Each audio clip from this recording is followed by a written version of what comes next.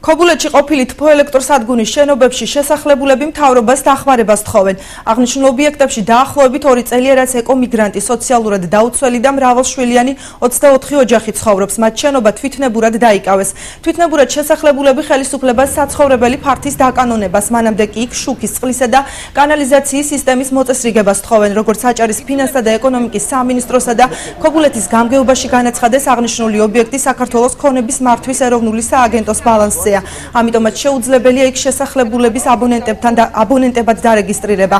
ამის გამო მათი ელექტროენერგიითა და სასმელი წყლით უზრუნველყოფა არ მოხდება. თემასთან დაკავშირებით ვრცლად მთავარ გამოშვებაში ვისაუბრებთ. შემოვსახდით, პოლიციამ გაგვაკონტროლა, მოგვიკითხა, აღწერა და მეტი აღარ გამოჩინელა. არც მთავრობიდან, არც არსაიდან.